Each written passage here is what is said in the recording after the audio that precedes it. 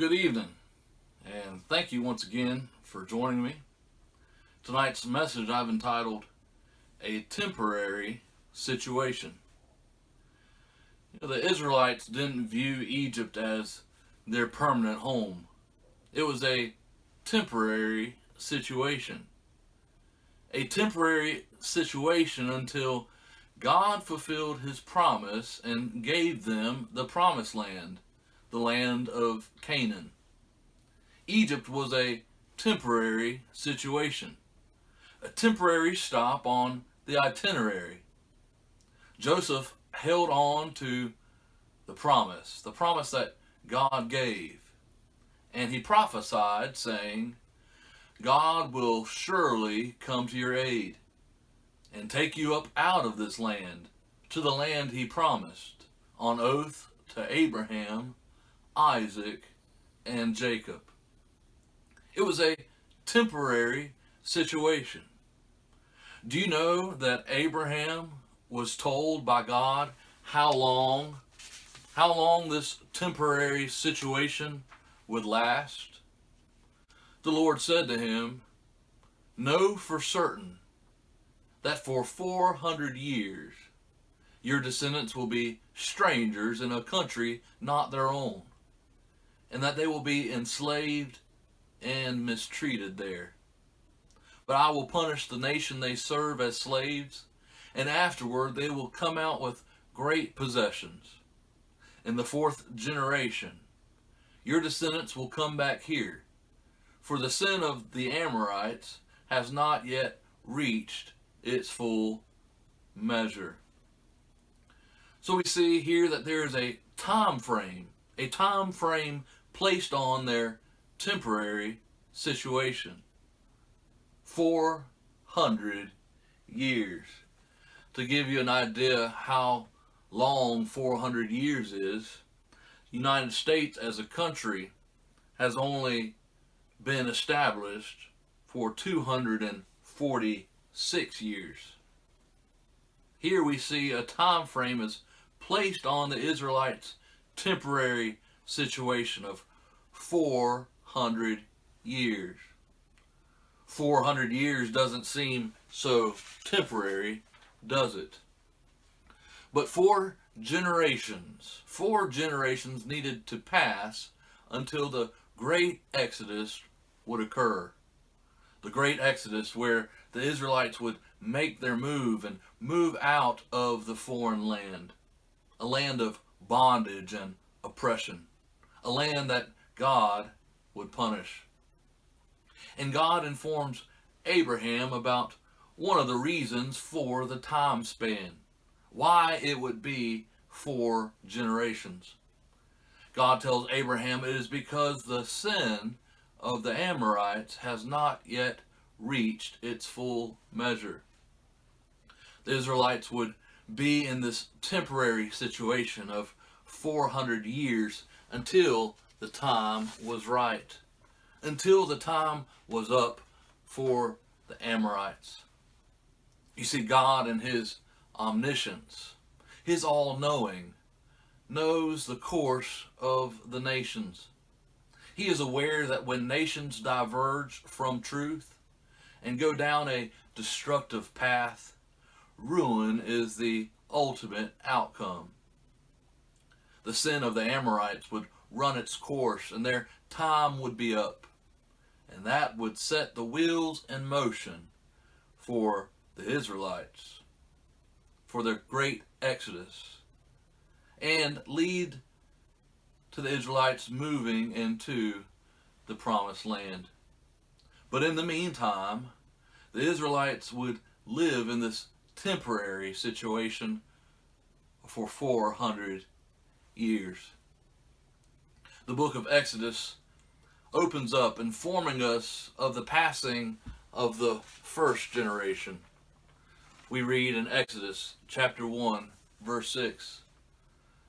Now Joseph and all his brothers and all that generation died. That's the first generation. But the Israelites were exceedingly fruitful. They multiplied greatly, increased in numbers, and became so numerous that the land was filled with them. Foreigners everywhere. The land is occupied with Israelites. And then we see power and propaganda emerge. A new king, to whom Joseph meant nothing, came to power in Egypt. And with a new Pharaoh comes new power and new policy and propaganda. And us versus them mentality emerges. Look, he said to his people. Notice that he says to his people. It says us versus them mentality. Look, he said to his people. The Israelites have become too numerous for us. The Pharaoh sees it as an overpopulation problem. There is foreigners everywhere. The land is occupied with Israelites. They don't look like us. They don't talk like us. They don't believe like we do. Just look at all of them. There are too many. A new Pharaoh comes to power. And with him comes new power and new policy and propaganda. And he also develops a plan to deal with these Israelites, with their prejudice, with their discrimination against the Israelites. They deal with them as if they were the enemy. You know, unfortunately, this is a common theme in regards to human nature and the way of the nations. And that's forging an enemy, making up an enemy, making a scapegoat. Someone or something that the collective, the group, can channel all of their hostility towards, bringing an us versus them mentality, providing some supporting structure to the group or nation. We see it displayed, for example, in sports. You have one team versus the other team. We can see it clearly there in the sport of football. One person roots for their team to win, to demolish their opponent. This individual, this fanatic, this fan, even uses personal language such as, "We won today," or "We lost today." He personally identifies with the team. And when high emotions are aroused, he may even resort to name-calling and jeering. He might name-call and jeer a fan of the opposite team. There are even fights that break out from time to time. A fight may break out, and all because of being on opposite sides of a football team. An enemy is forged. Emotions are fueled. And here we have Team Egypt versus Team Israel. An us versus them mentality of the state. The state is in opposition to some of its citizens, though they wouldn't see them or refer to them as citizens of the state. They would be seen as a threat that needs to be dealt with. In Exodus 1 verse 10, chapter 1 verse 10, "Come," says the Pharaoh, "we must deal shrewdly with them. We must act now." The Pharaoh cries out that he rallies the nation and the people around him together. We must act now, or they will become even more numerous. And if war breaks out, we'll join our enemies, fight against us, and leave the country. You know, those in power are always fearful of losing that power. As the saying goes, that absolute power corrupts absolutely. And here we see this tyrannical ruler, the Pharaoh, and he's fearful of losing power. It's always fearful of what may lie waiting in the dark, some unseen force that will usurp the power that be. And so we see here that the Pharaoh is fearful. He's fearful that a war might break out. He's fearful of his country being overrun. And he is fearful of the actions of others. He is fearful of the possibility of disloyalty of the Israelites and their lack of cohesiveness with Egypt. Why do we feel threatened?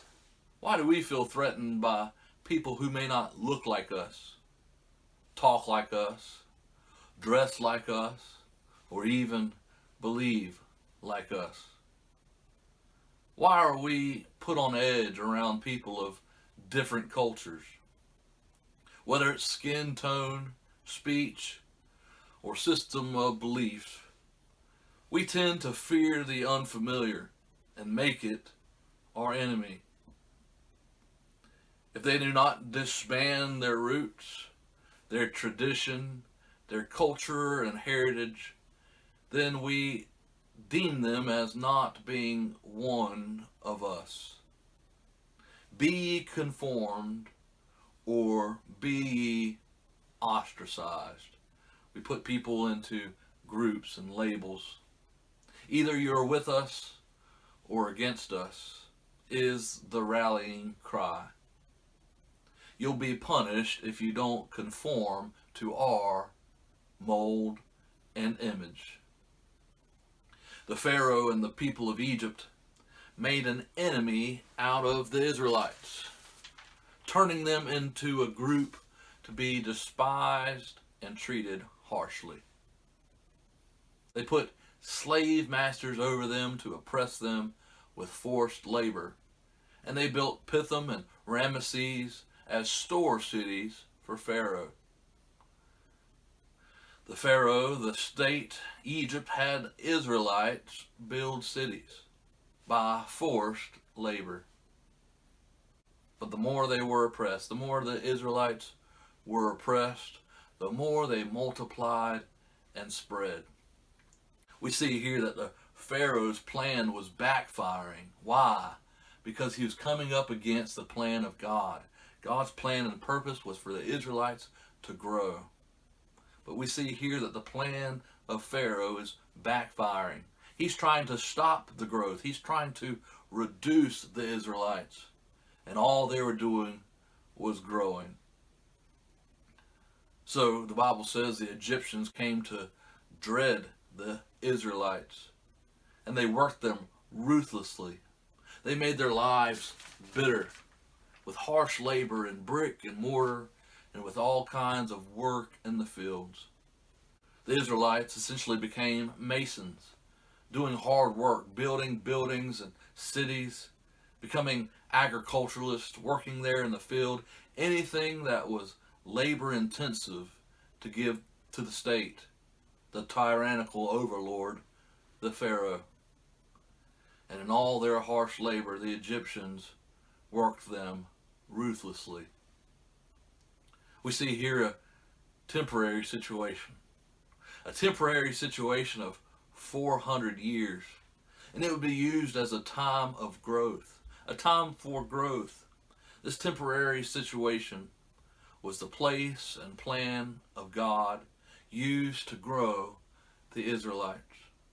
And as they continued to grow, they continued at the same time to be oppressed and mistreated, just as God said that they would be. Dear friend, are you in a temporary situation? Are you in a place of growth and development, but also feel the pain of oppression and harsh treatment? Although this place that the Israelites were in was a temporary situation, in their eyes and mind, it must have felt like a long time. Can you imagine? 400 years. As I said earlier, just to put this in perspective, the United States as a country has only been established for 246 years. 400 years must have felt like a very, very long time. And we see in the scope of things that it was just a temporary situation. But we see that it would all be used by God. It would all be used by God in His time. And He would do an amazing, amazing work and event through this process. The Israelites were, throughout this whole time, were to remain different, to hold on to the promise. And so, dear friend, I want to encourage you to do the same. You might be in a temporary situation right now. It may seem like a very long time, long process. But I believe God can use this process that you're in, this temporary situation, as a time of growth and development. Even though we might feel the oppression and the harsh treatment from the outside, God is doing a work, as I explained there on Sunday.